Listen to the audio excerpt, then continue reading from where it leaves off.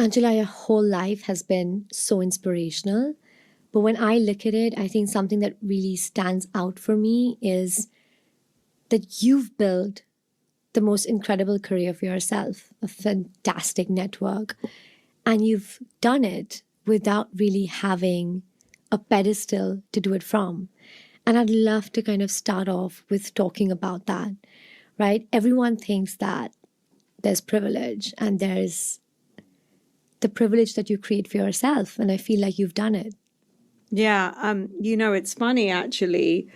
I was talking to someone yesterday about this. Now, I did have a little bit of privilege, but it's privilege in a way that you wouldn't assume or wouldn't sort of guess. So let me explain that. So I grew up in England in a working class family. My father was a scientific photographer, did some amazing things, but ultimately we were working class, middle class. My mum was a nurse and worked night shifts most of the time so she could take care of us in the day. Suffered from very little sleep as a result of that. Always feel guilty. Shout out to my mum.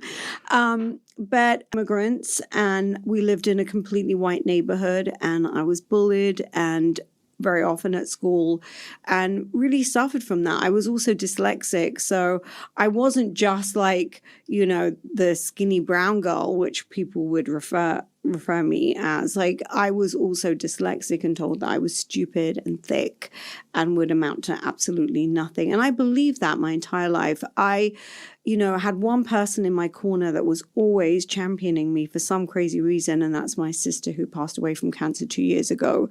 But she always believed in me for some strange reason. I don't know. Honestly, I don't know why, because I never I was one of those failing students. Like, I would never get past a C. And she was quite clever. She would get A's at school, but I didn't. But growing up in England, I talk to people about this all the time.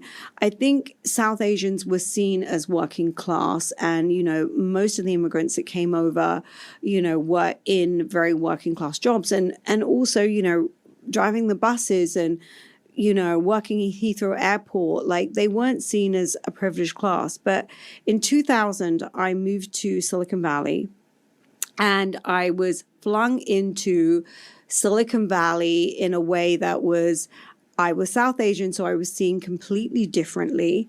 All the South Asians and Asians in Silicon Valley are smart, engineers, are clever, entrepreneurs, and I was immediately put into that cohort. And then on top of that, I had this English accent.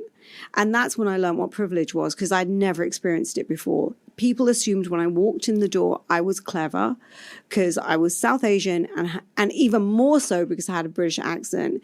And, there's this brilliant saying that, a bottle of water is worth, $2 at a grocery store, $6 at a movie theater, probably even more so at a fashion show.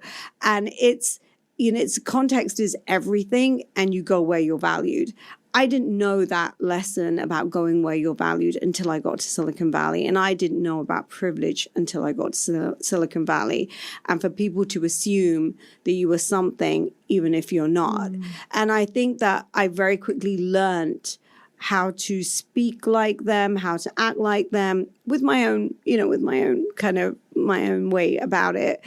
But yeah, so I never had any privilege at all. I didn't marry rich. I didn't, none of those things.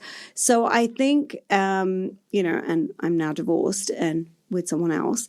But I definitely didn't ever have any privilege until that moment.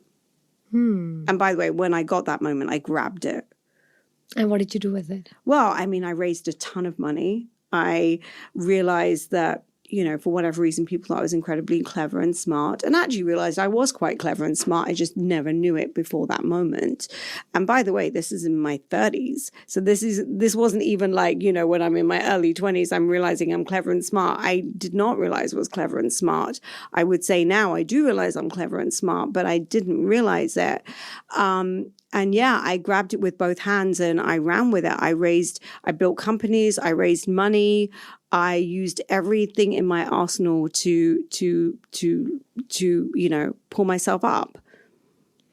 And what changes, right? Because when you speak about yourself and your childhood, and then when you talk about what you've achieved today, what did you do to change that feeling that you have about yourself? Because I think that's the most important thing, Yeah. is how we think of ourselves in our own heads. Absolutely. The narrative and I started going to church very late in life, and my pastor said something really amazing to me. And he said, "Do you know what the devil is?" And I was like, "No." He said, "The devil is your own negative thoughts, telling you that you can't accomplish something, telling you can't achieve something, telling you you're unworthy, telling you you're too stupid, or you're too skinny, or you're too fat, or you're too whatever." And when I realized that, a lot changed in my mind about how I speak to myself. And by the way, I still sometimes speak to myself appallingly, and I'm my number one critic, and I have really high expectations of myself. My sister used to say all the time, "You're so hard on yourself. You're so hard on yourself." My fiance tells me that now too. But I'm definitely kinder to myself, Not always, but most of the time. Like I approach myself with some compassion.